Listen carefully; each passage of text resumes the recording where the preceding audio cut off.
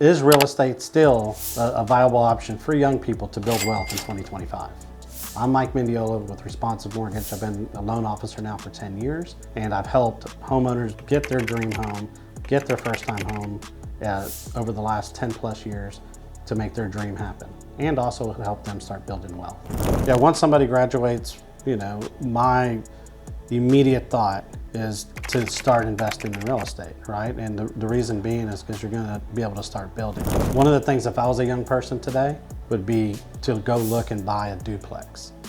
One, I'm not married, I don't have any kids yet, but I'm gonna live in one side, I'm gonna rent out the other rooms to my friends, I'm gonna collect rent from them. Then the other side of the duplex, I'm going to rent out to an individual, family, or whatever, and I'm gonna collect those rent payments. By the end of it, I'm barely making any kind of a payment to be in that house. The house is being paid for by itself, but I'm building equity. So as I age and I start getting older and I do decide to leave this property and buy another property, well, now this property is already getting paid for and it's now being rented out. So now I have an income source from both sides of that duplex, right? I can use that, one, to pay my next mortgage if I want a nicer home, right? Because now I got that income plus my job income. The one thing about being and graduating from college, and if you go into the field that you studied, you don't have to have a 2-year history of work. You can actually buy a home right out of college as soon as you get a job, right? So that's like, for me, that's what I would do if I was a young person today, and I would start building off of that. And then as I get older, get married, and I buy another home, well, I've got this other property and I'm buying this property, and then I'm gonna use the equity off of that property to buy another property. And I'm gonna do the exact same thing. And so by the time I'm 35 years old, I've got properties, I got my property that I'm living in that's actually building equity, and I've got income source coming in from that. I have my income source coming in from my job, but now I have options to do whatever I wanna do with that money that's coming in. I can invest it, I can leverage it with the bank to do other things. But that's, if I was young and somebody were to sit me down and tell me to do it, that would be one of the first things that I would do. So if you're 30 years old, you haven't bought yet, nothing's changed. You're still part of the younger generation. You just need to be educated on what you need to do to get there. One, you don't have to have a great credit, and you don't need a huge down payment. There's still a myth that you have to have 20% down, right? You don't need that. You can get in as a first-time home buyer with 3% down, right? And then there's actually programs that will help you get the down payment assistance to help you with the down payment, right? So, and if you do really leverage it right with the correct realtor and the correct home, you can actually get a seller to contribute those closing costs to your house, right? For your closing. So if you're getting down payment assistance and somebody's making the down payment for you, and you're getting seller credit to help you pay your closing cost, you can actually come to the table with no money or very little money down, right? So whatever it costs in your rent for that month, you're probably gonna close on that home with that amount. The only thing is like, how do you get there? Do you have 2 years of work history? Yeah, I've been working for 5 years.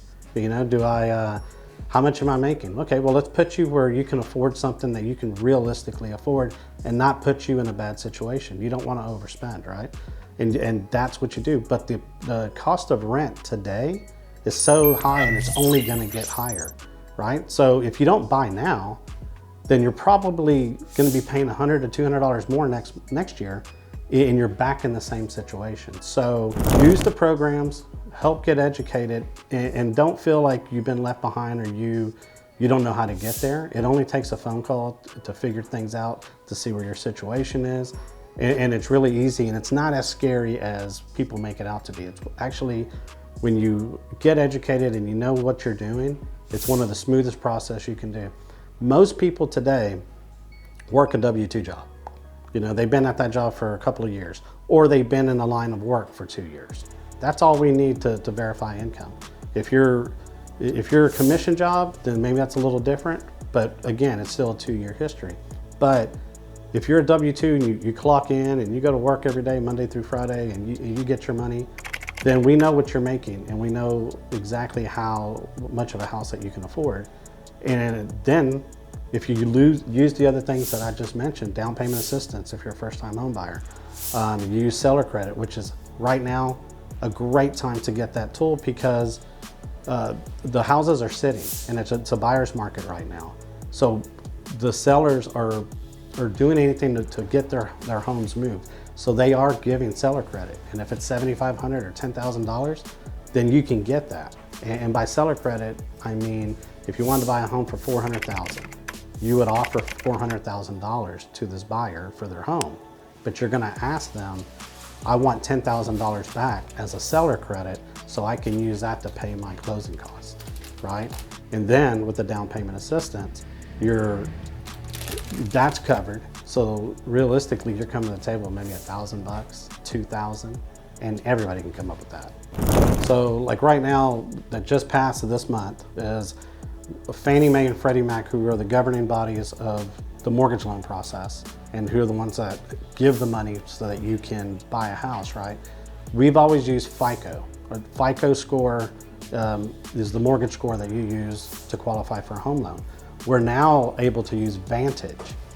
And what is the advantage with Vantage is that you can actually include your rent payments and it does directly affect your credit score. So say you've been renting for the last 2 years, you've never missed a payment, you're always paying on time, and you're paying $1,500 a month to your apartment complex or your management company, but that's not on your credit report. You're not getting any credit for that. Well, with Vantage, you can now include that. And so say that you've had some credit issues in the past and you're on the borderline. Well, that's gonna give you a boost in credit. You're gonna have a higher credit score, which your chance of getting approved goes up, right? Because now the underwriter is able to see like, hey, they may have had some issues, but when it comes down to paying their mortgage, they've nailed it every time. So now this is a safer option for us to go ahead and lend to these people because they do pay their house payment. I mean, yeah, short-term rentals are great, you know, but there's just a lot more risk, right? Because when you are going through one of those short-term rental property companies, they do charge a lot of fees. So as long as the fees aren't too much and they're eating up whatever profit that you're making, right? Because I mean, the goal is to get a property and have somebody else make that payment. So with Airbnb, if you're like on a beach community, more than likely that's gonna bring in enough revenue throughout the year that it's gonna be super easy to make that mortgage payment and build and stack it and buy other properties, right? But if you're not and you're just buying like in inner cities and things of that nature, well then that's gonna be a little tougher because what I've heard lately is that the fees from the short-term rental companies are going up and they continue to go up, sometimes to the effect of 40 to 50% of what you're receiving, right? So that's a twofold issue in my opinion, because one, you're not making the money that you invested yourself in. And then secondly, you're passing that buck on to the person that's coming to rent it. And then, so now there's a lot of those properties gonna sit because now the prices are too high and people are starting going back to the hotel rooms and not the Airbnbs. So there's more risk involved with it, in my opinion, on that. I'm always about long-term rentals because I like the long game, and that's just how I feel. Like on fix and flips, again, this is where we go back to leveraging money, right? So on fix and flips, you're leveraging money. You can do a hard money loan, which would have high interest rates.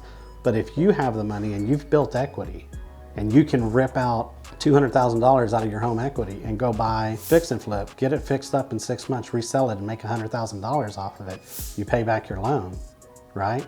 Now you had very short interest that you paid and you made 100K, right? So the fix and flips is a great idea, especially if you have money, but how do you get there? You've got to start stacking as you're young, you know, and leverage the bank's money to use your money to buy more properties. Obviously in society today, doing one job and one job only is a little tough. Side hustles are a big thing. So find something that you can create more income. One of the things I heard years ago was you have to create 7 revenue streams of income to be a millionaire, right? Well, obviously things have changed since that was told to me, but again, the thing still stands, right? You want to create as many revenue streams that come in so that you're not dependent on just one. If something were to happen to that job or you got laid off, then you're like scrambling, you don't know what you're doing. So you create more revenue streams, either through building online businesses, you know, doing fix and flips, leveraging it into buying more properties. But what you're trying to do is you're trying to create income streams. The more income streams, that's the quickest way that you're going to get to making $1 million a year.